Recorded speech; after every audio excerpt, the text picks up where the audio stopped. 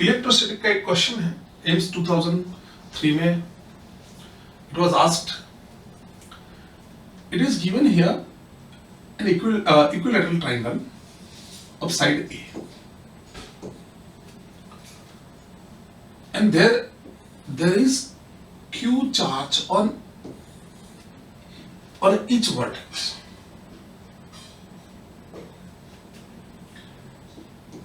हमें पूछा गया है कि the force expressed by the charge placed at a vertex A, vertex A पर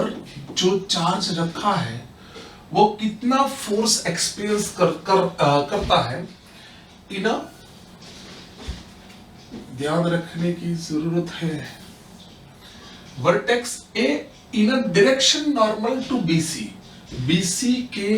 नॉर्मल डायरेक्शन में कितनी फोर्स लगेगी, हमें वो फाइंड करनी है। चलो दोनों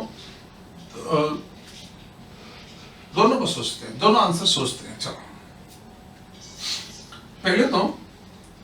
ए पॉइंट पर कितनी टोटल फोर्स लगेगी उसके बारे में बात करते हैं। या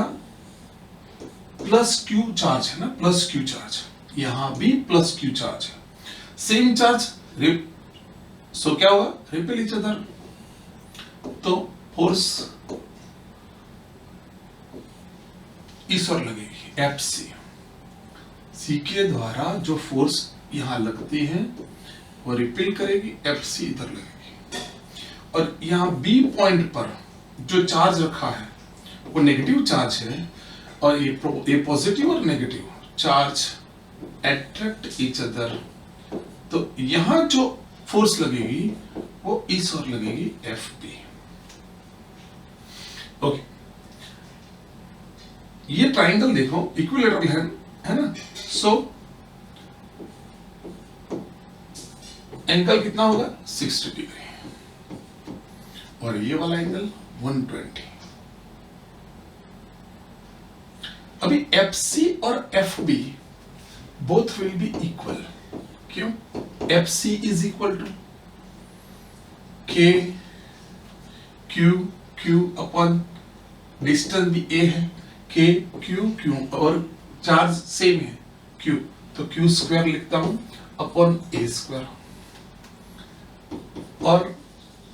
force due to a charge at B,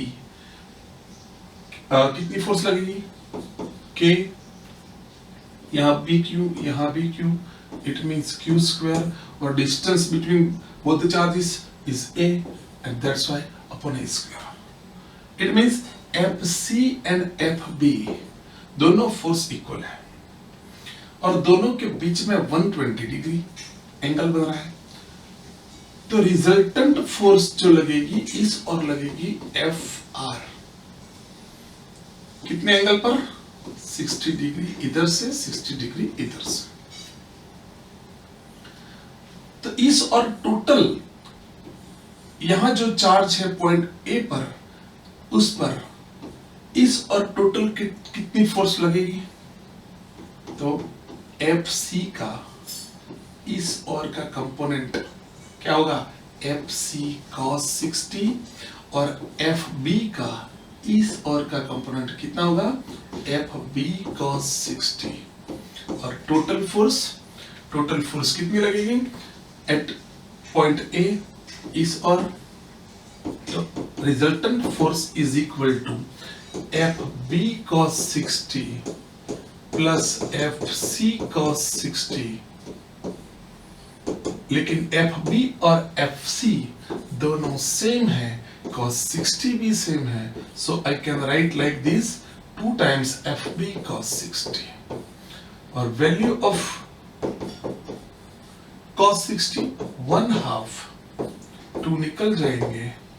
तो एफ बी, और एफ बी क्या है, K Q square upon A square, F resultant point A पर इतनी फोर्स लगेगी,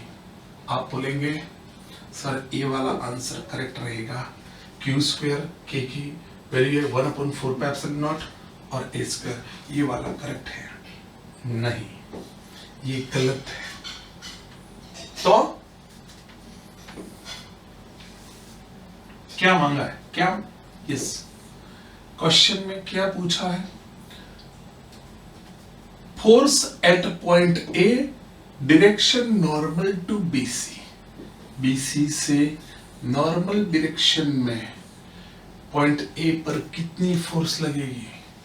तो इस और कितनी फोर्स लगेगी, तो ये जो एफसी है उसका इस और का कंपोनेंट क्या होगा, एफसी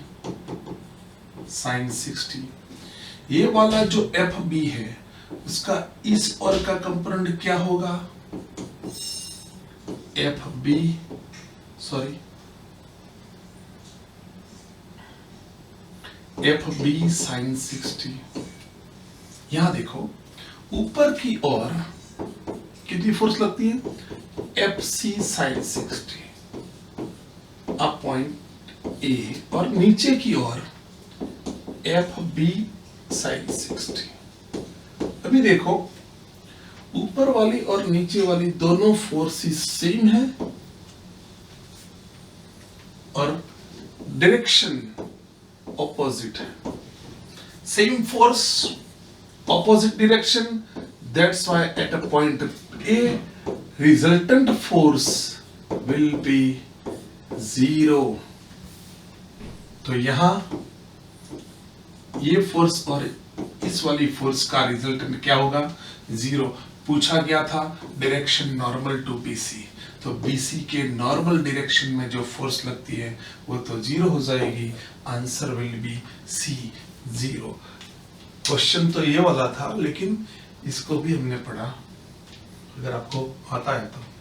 बहुत अच्छी बात, अगर नहीं आता तो नहीं पढ़ा है। ऐसे क्वेश्चन कई बार आते हैं आपको जेईई नीट में।